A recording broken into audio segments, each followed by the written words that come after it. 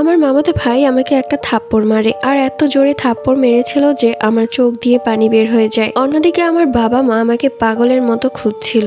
আমার সব বান্ধবীর থেকে খবর নিয়েছে, তারা দেখেছে আমাকে বাসায় যেতে। আমার বাবা মার কোনো উপায় না পেয়ে চলে যায় আমার মামির কাছে। মামি সেই দিনের কথা ভেবে বাবা মাকে খুব অপমান করে বাড়ি থেকে বের করে দেয়। আমার বাবা বলে যে তোমার ছেলেই আমার মেয়েকে নিয়ে গেছে, ও যদি আমার মেয়েকে ফিরিয়ে না দেয় তাহলে আমি এখনই থানায় যাব। মামি প্রচন্ড ভয় পেয়ে যায়, সাথে সাথে আমার মামাতো ভাইকে ফোন করে। আর আমার মামাতো ভাই তখন আমার পাশেই বসা ছিল, তাই তাদের সব কথাই আমি শুনতে পেয়েছি। আসলে আমাকে এভাবে তুলে নিয়ে আসার পরিকল্পনাটাই ছিল আমার মামির। আমার মামি মামাতো ভাইকে বলে তাড়াতাড়ি ওকে ওর বাড়িতে দিয়ে ওর বাবা মা থানায় যাচ্ছে। এই কথা শুনে আমার মামাতো ভাই ভয় পেয়ে যায় এবং আমাকে সেই গাড়িতে উঠিয়ে আমার বাসার সামনে নামিয়ে দিয়ে চলে যায়। যাওয়ার সময় বলেছিল যে ভুলেও যদি আমার কথা পুলিশকে বলিস তাহলে তোর এমন অবস্থা করব।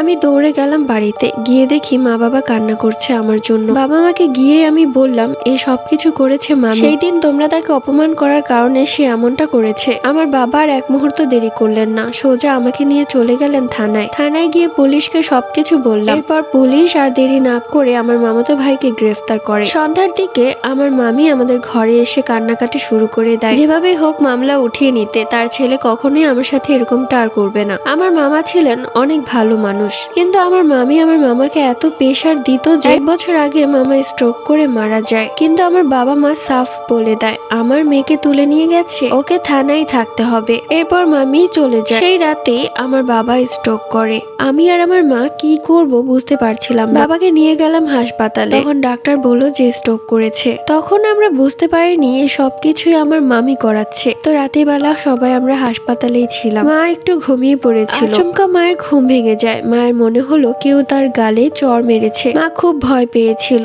তাই মা ভাবলো যে একবার হুজুরের সাথে পরামর্শ করবে। তো আমাদের চেনা এক হুজুরের সাথে আমরা এই বিষয়ে কথা বলি। তিনি একটি তাবিজ দেয় এবং বলে সেই তাবিজটা আমার বাবার বালিশের নিচে রাখতে হবে। যদি বাবা সুস্থ বোধ করে তাহলে আমরা বুঝতে পারবো যে সবকিছুই আমার মামি করাচ্ছে। তো কথা মতো সেই তাবিজটা বাবার বালিশের নিচে রাখা হয়। কিছুক্ষণ পরেই বাবা চোখ মেলে তাকায় আর বাবা সুস্থ বোধ করে। হুজুরকে বললাম যেভাবেই হোক এই কালো জাদু কাটিয়ে দিন। হুজুর বলল যে তাকে ভোগ দিতে হবে। আমরা বললাম যা যা চাই সব দিব।